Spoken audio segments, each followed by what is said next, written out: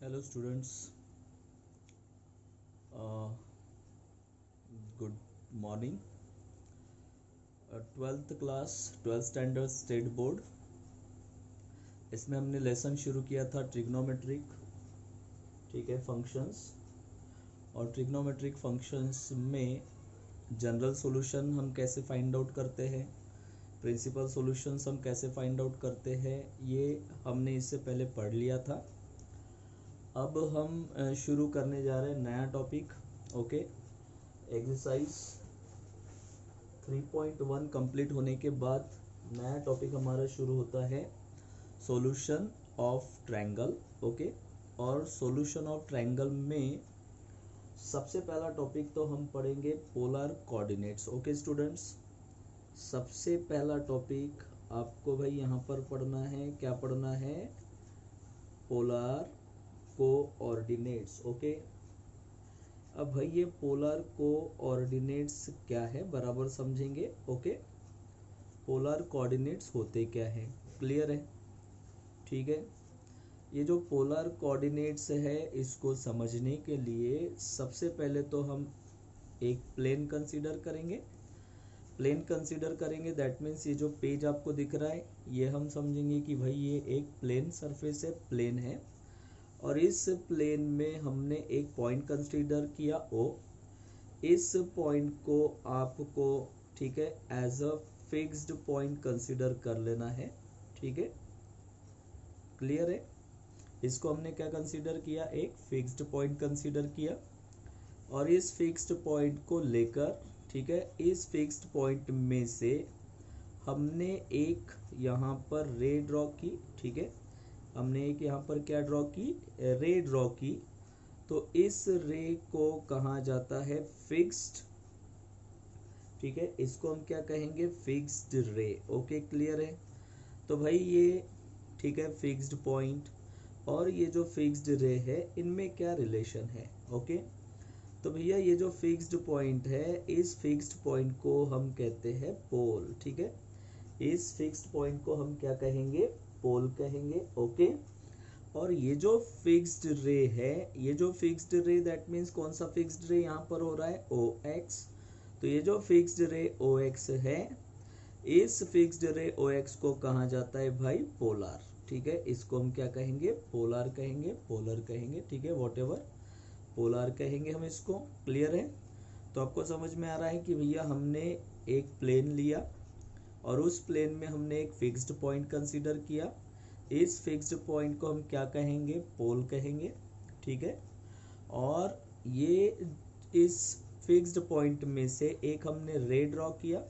ठीक है, इसको हम कहेंगे फिक्स्ड रे, और इसी फिक्स्ड रे ओ एक्स को हम क्या कंसीडर करेंगे? पोलर। इसी फिक्स्ड रे, ठीक है, ओ एक्स को हम क्या कहते हैं? पोलर कहते हैं। ओके स्टूडेंट्स, ठीक है।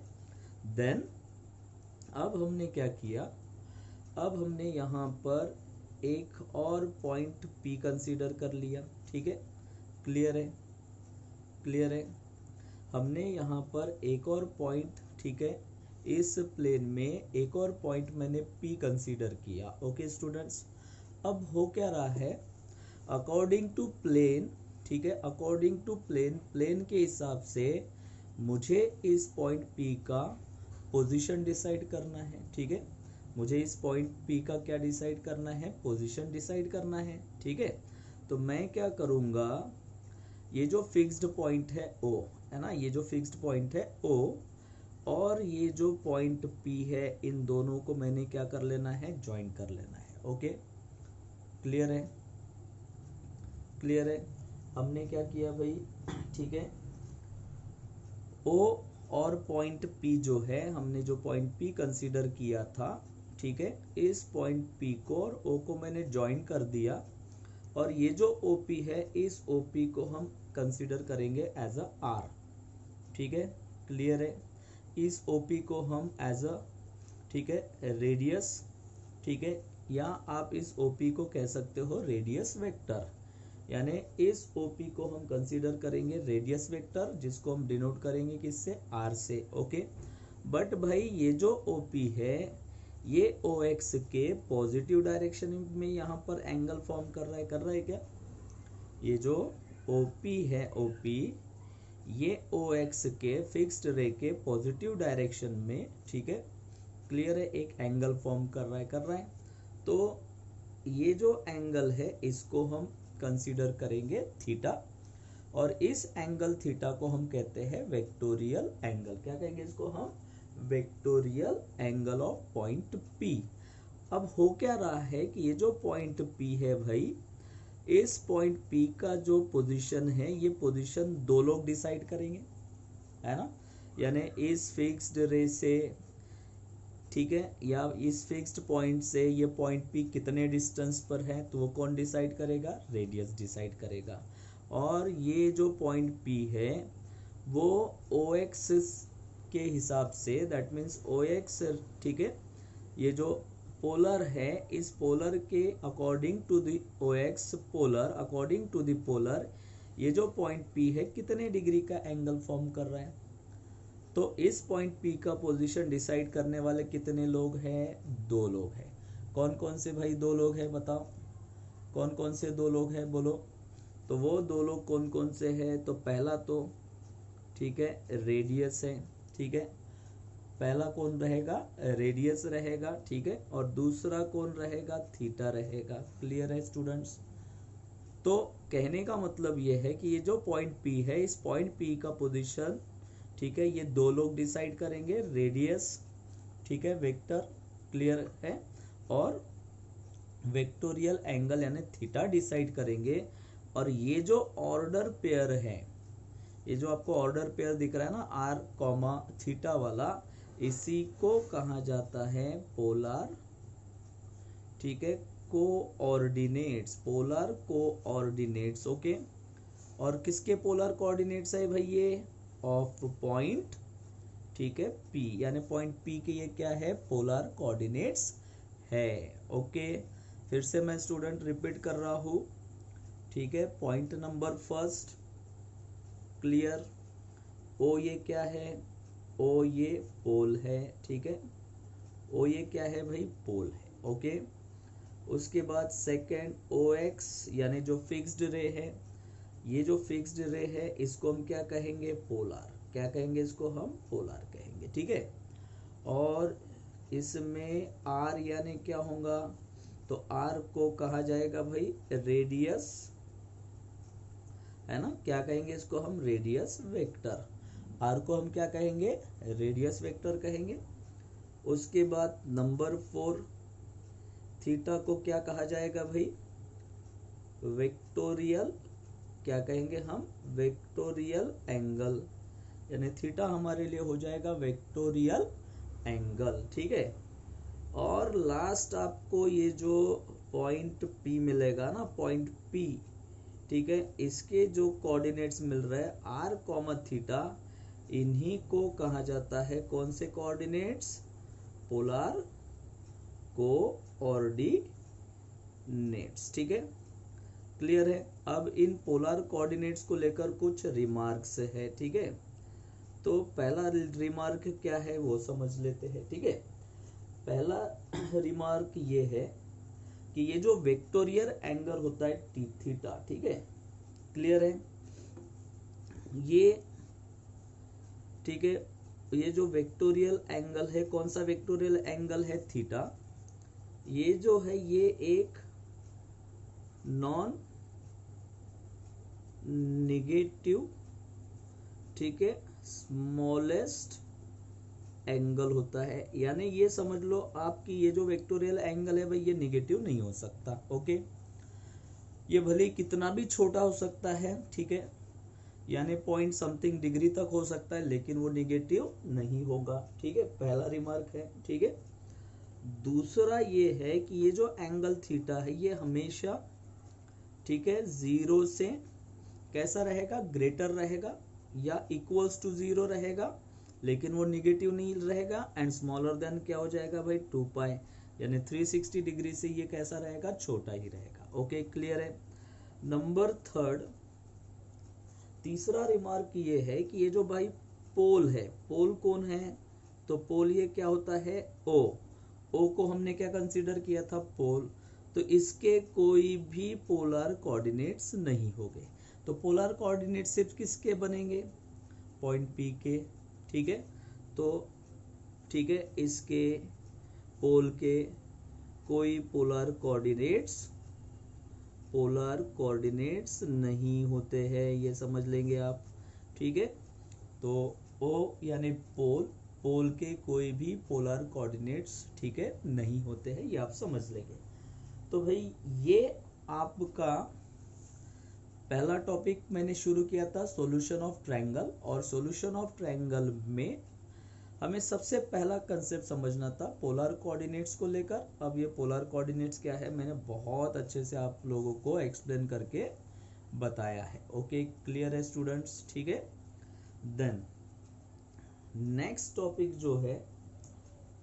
टॉपिक हम शुरू करेंगे कि भाई अब पोलर कोऑर्डिनेट्स तो पता चल गया आपको, लेकिन आपको ये भी पता है कि कार्टेशियन कोऑर्डिनेट्स भी होते हैं, ठीक है, कार्टेशियन कोऑर्डिनेट्स भी होते हैं, है ना। और मैंने आपको पोलर कोऑर्डिनेट्स भी समझाया। तो अब हम समझेंगे रिलेशन बिटवीन पोलर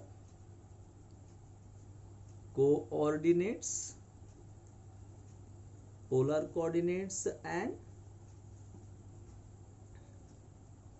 कार्टेशियन, ठीक है, polar coordinates and Cartesian coordinates, ठीक है। यानी पोलर कोऑर्डिनेट्स और कार्टेशियन कोऑर्डिनेट्स में क्या रिलेशन बनते हैं वो अभी आपको यहाँ पर समझना है, ठीक है, क्लियर है। तो ये सेकंड टॉपिक मैं शुरू करने जा रहा हूँ, ठीक है।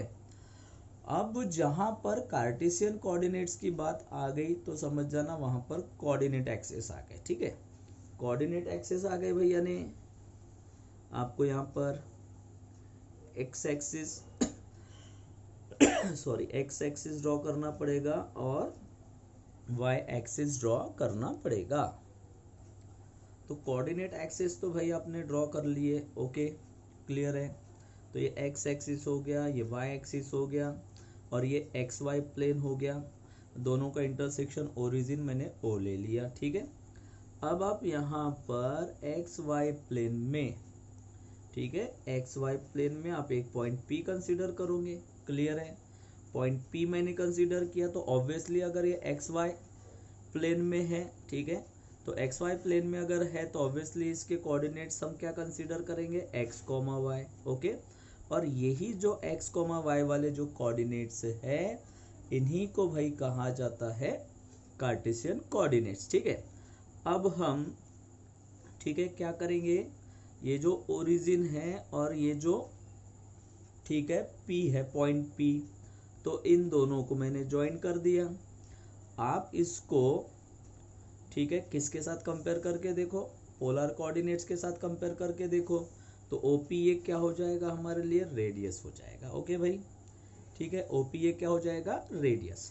अच्छा, फिर उसके बाद हम क्या करेंगे, इस पॉइंट पी में से ओ एक्स पर, ठीक है, ओ एक्स पर हमने एक परपेंडिकुलर ड्रॉ कर लिया, क्लियर है, हमने एक क्या ड्रॉ किया, परपेंडिकुलर ड्रॉ किया, ठीक है भाई।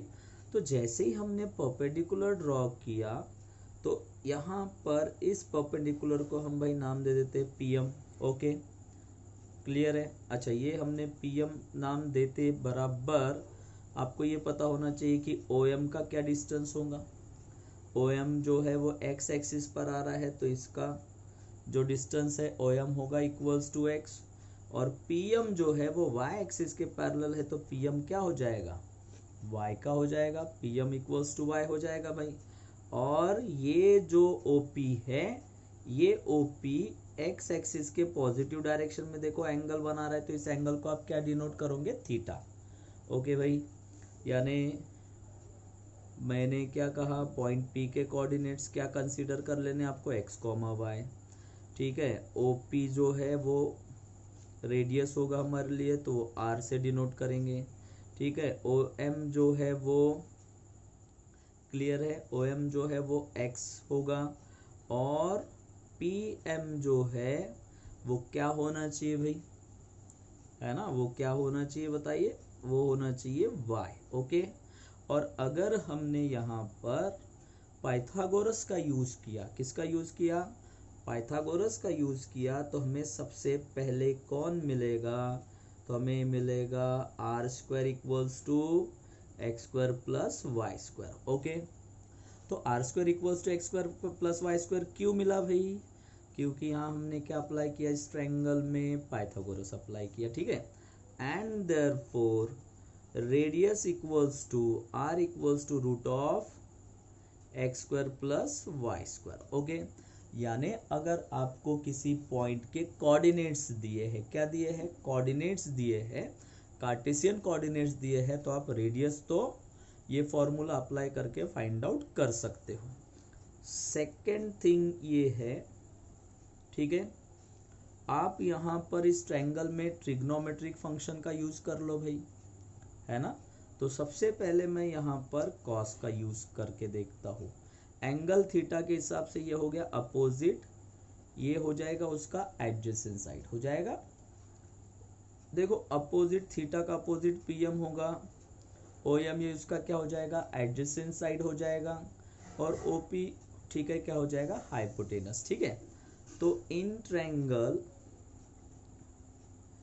ओएमपी मैंने पहले अप्लाई किया कॉस थीटा इक्वल्स टू, तो कॉस थीटा का फॉर्मूला क्या है भाई, कॉस थीटा का फॉर्मूला है, ठीक है, adjacent upon hypotenuse, adjacent upon hypotenuse that means adjacent OM है, तो ओ एम अपॉन ओपी हो गया, ठीक है, दैट इज,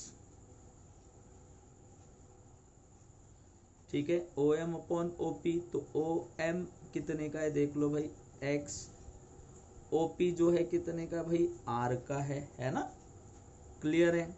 और इसी के बेसिस पर हम कह सकते हैं कि भाई कॉस थीटा इक्वल्स टू क्या हो जाएगा, एक्स अपॉन आर, और अगर आपने क्रॉस मल्टीप्लाई किया तो आर का मल्टीप्लाई किसके साथ किया, कॉस थीटा के साथ किया, तो x equals to r cos theta. Okay, तो एक्स इक्वल्स टू क्या हो गया, आर कॉस थीटा हो गया, एक्स इक्वल्स टू क्या हो गया, आर कॉस थीटा हो गया भाई, ठीक है।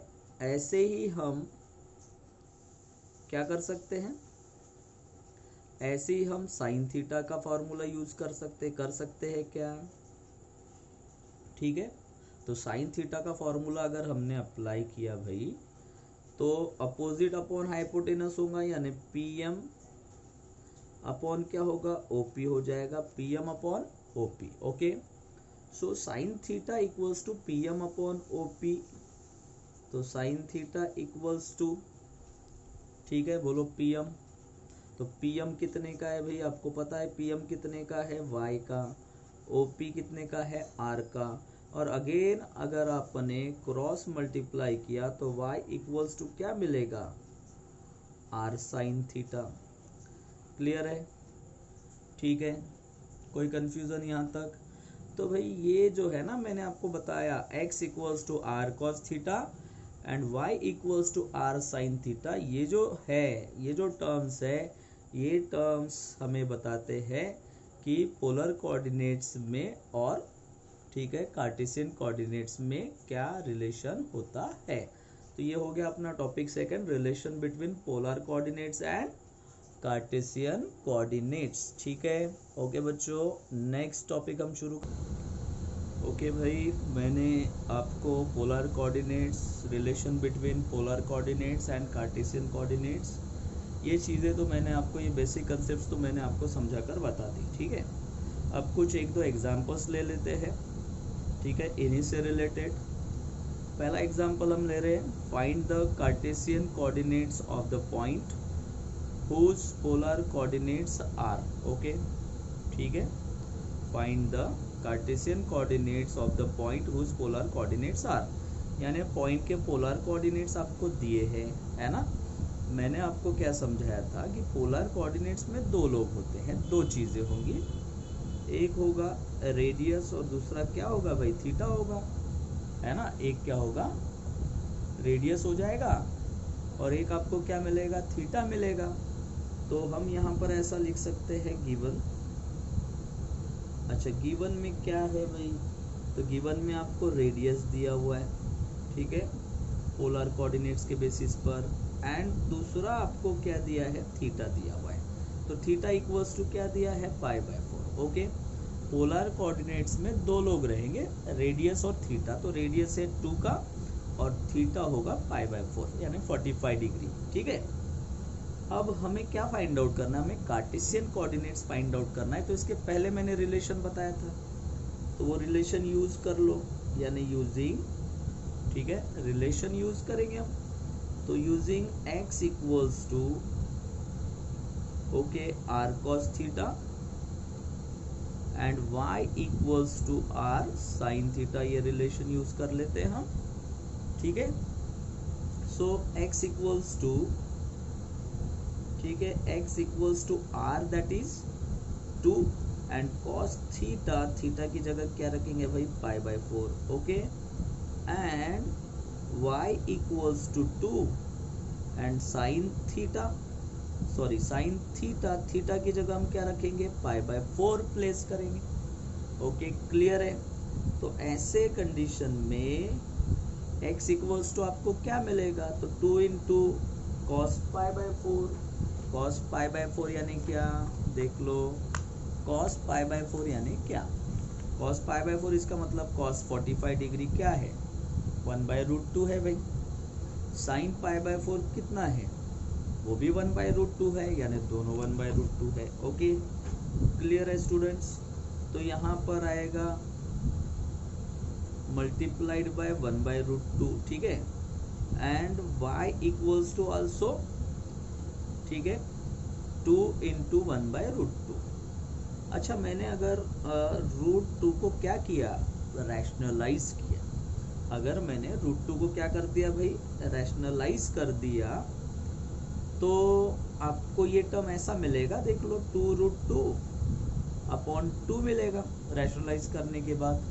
√2 को रैशनलाइज किया है ना, एंड y इक्वल्स टू, ये भी आपको मिलेगा भाई 2√2/2 ही मिलेगा। अब 2 क्या हो गया भाई, कैंसल, 2 यहाँ पर कैंसल हो गया, एंड देयरफॉर x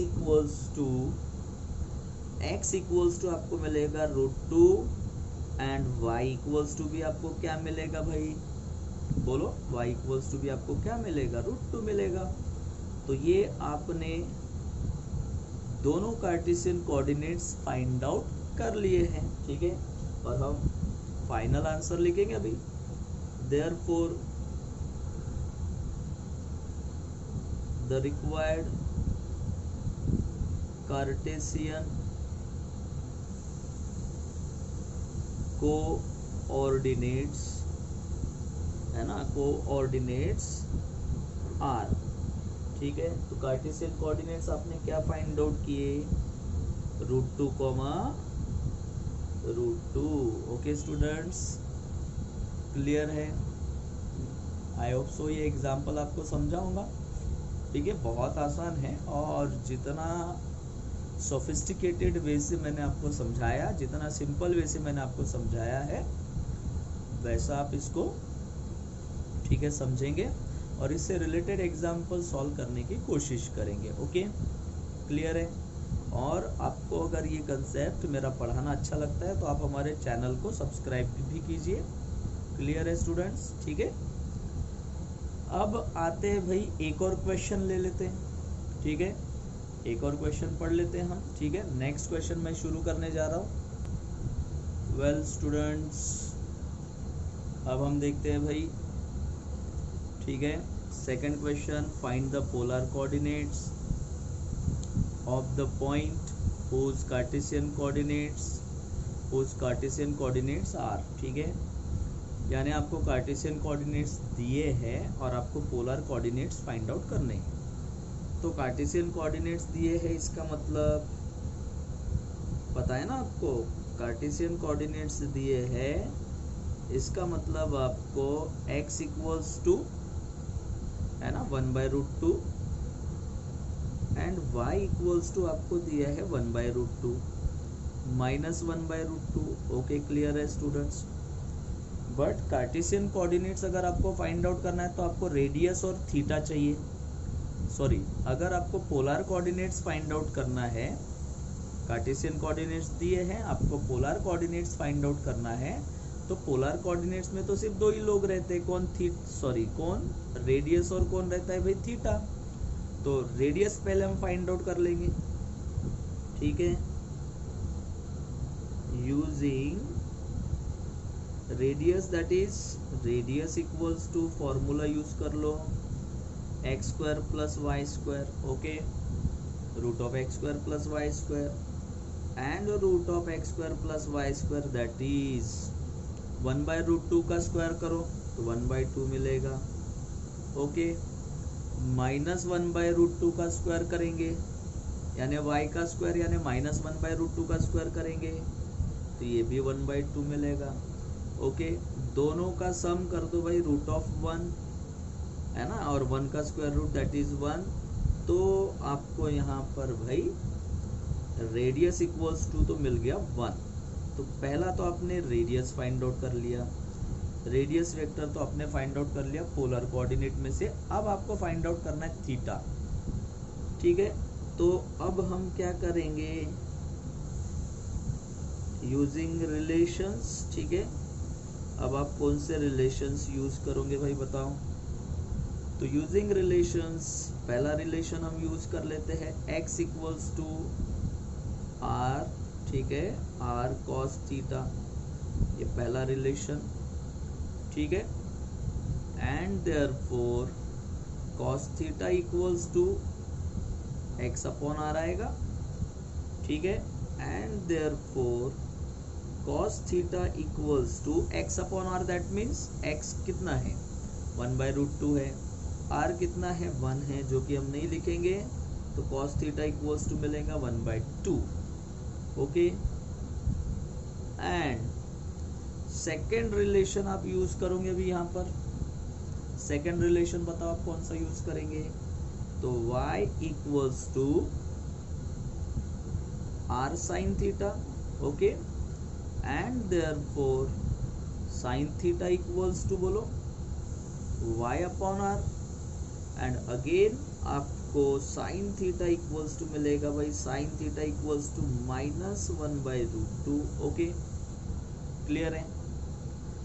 तो भाई आपने cos theta equals to 1/√2 find out किया, sine theta equals to minus 1/√2 find out किया, बट हम एकमात्र cos थीटा के बेसिस पर थीटा डिसाइड नहीं कर सकते, थीटा का वैल्यू फाइंड आउट नहीं कर सकते, या एकमात्र साइन थीटा के बेसिस पर हम थीटा डिसाइड नहीं कर सकते, इसलिए हम अब एक ऐसा फॉर्मूला यूज करेंगे जिसमें ये दोनों चीजें यूज होती हो, यानी हम यूज करेंगे भाई tan थीटा इक्वल्स टू, तो tan थीटा का फॉर्मूला क्या है sine theta upon cos theta, ये आप यूज कर लो, ठीक है, ओके स्टूडेंट्स, तो हमने sine theta upon cos theta use किया। अब साइन थीटा क्या था, चलो बताओ अभी, ठीक है, tan थीटा साइन थीटा था 1/√2, ओके, cos थीटा क्या था, ठीक है, सॉरी साइन थीटा था माइनस 1/√2, cos थीटा क्या था भाई 1/√2, ओके, और दोनों को मैंने, ठीक है, कैंसिल कर दिया, तो tan थीटा इक्वल्स टू आपको क्या मिला, tan थीटा इक्वल्स टू आपको मिला -1। तो जैसे कि मैंने आपको बताया था, आप जनरल सॉल्यूशन फाइंड आउट करते हो, प्रिंसिपल सॉल्यूशन में हमने ये पढ़ा था, है ना भाई, प्रिंसिपल सॉल्यूशन मैंने बहुत अच्छे से समझाया था आपको, तो प्रिंसिपल सॉल्यूशन के हिसाब से आप समझेंगे, प्रिंसिपल सॉल्यूशन के हिसाब से आप ये देखेंगे, tan के टेबल में देखेंगे, कौन से टेबल में देखेंगे भाई, tan के टेबल में देखेंगे कि 1 ये किसका वैल्यू है, तो tan 45 डिग्री का वैल्यू 1 आता है, tan 45 डिग्री का वैल्यू क्या आता है 1 आता है, ओके, तो हम यहाँ पर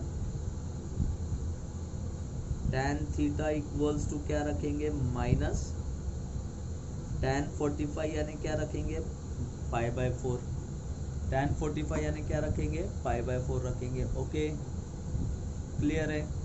अच्छा, मैंने tan 45 यानी 1 की जगह tan 45 रखा, बट प्रॉब्लम है क्योंकि ये साइड पॉजिटिव है, ये साइड निगेटिव है, तो tan तो कैंसिल नहीं हो सकता, तो ऐसे कंडीशन में देखो ये निगेटिव है, इसका मतलब हमें यहाँ पर अलाइड एंगल का यूज़ करना पड़ेगा। तो वो अलाइड एंगल तो मैंने पढ़ाया था ना भाई, पढ़ाया था या नहीं पढ़ाया था? अलाइड एंगल पढ़ाया था ना मैंने, ये ऐड है ना शुगर टू कॉफ़ी। तो अब आप ये बताएंगे कि यहाँ tan नेगेटिव है, तो कौन कौन से क्वाड्रेंट में tan नेगेटिव होता है भाई? तो tan नेगेटिव होता है किस क्वाड्रेंट में? सेकेंड क्वाड्रेंट में होता है। tan नेगेटिव होता है किस क्वाड्रेंट में? तो फोर्थ क्वाड्रेंट में होता है कि नहीं? तो जनरली हम क्या करेंगे, इसको हम अलाइड कर सकते किस किस के साथ? पाई के साथ, और अलाइड कर सकते किसके साथ? 2 पाई के साथ। तो अब मुझे यहाँ से सेकेंड क्वाड्रेंट में जाना है। मैं अगर यहाँ से आगे बढ़ा तो मैं तो पहले थर्ड में जाऊँगा ना, फोर्थ में तो जा नहीं सकता भाई, ठीक है? तो मैं तो सेकंड का ही यूज़ करूँगा कि नहीं? मैं किसका यूज़ करूँगा? सेकंड का। तो मैंने पहले समझाया था प्रिंसिपल सॉल्यूशन फाइंड आउट करते समय, अगर आप वापस जा रहे तो माइनस करो, सब्ट्रैक्ट करो, और आगे बढ़ते हो तो क्या करो? ऐड करो, प्लस करो। आप कहाँ जा रहे हैं भाई? आप पीछे जा रहे हैं, है ना? आप पीछे जा रहे हैं ना, तो आपको क्या करना पड़ेगा? tan theta equals to tan, इसको मैं अलाइड करूँगा पाई के साथ, तो pi minus pi by 4। Okay भाई, क्या हो गया ये? Pi minus pi by 4। अब इसको सिंप्लीफाई कर लो आप। तो आप इसको सिंप्लीफाई करेंगे, ओके। तो जैसे आपने इसको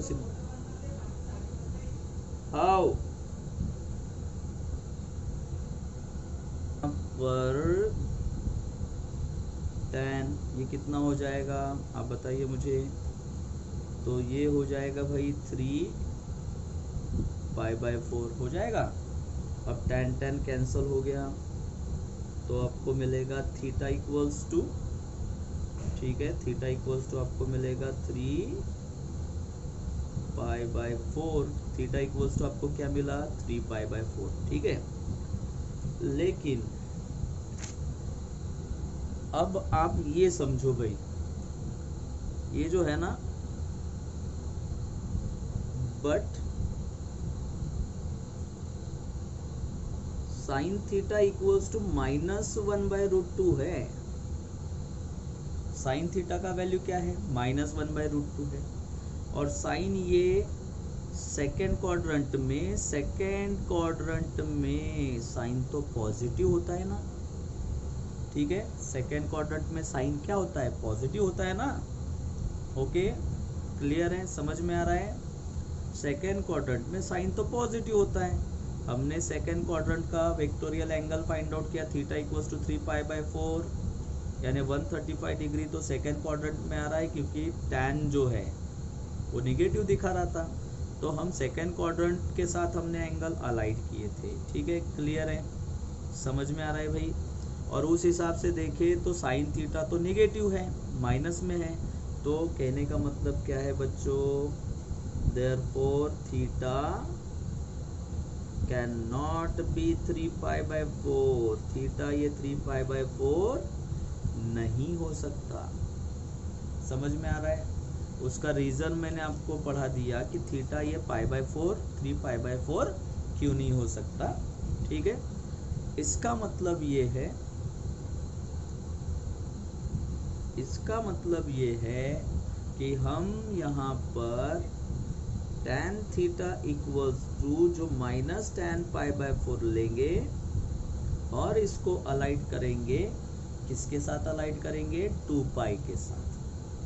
किसके साथ अलाइड करेंगे? 2 पाई के साथ अलाइड करेंगे। देख लो भी, हमें सभी चीज़ें देखनी पड़ेंगी। तो tan 2 पाई, ठीक है। अब मुझे बताओ 2 पाई के साथ अलाइड करना है तो मुझे फोर्थ क्वाड्रेंट में आना है, तो मैं वापस आऊँगा, ऊपर जाना है, आगे जाना है, ठीक है? आगे जाएंगे तो फर्स्ट क्वाड्रेंट आएगा, पीछे आएंगे तो फोर्थ क्वाड्रेंट आएगा।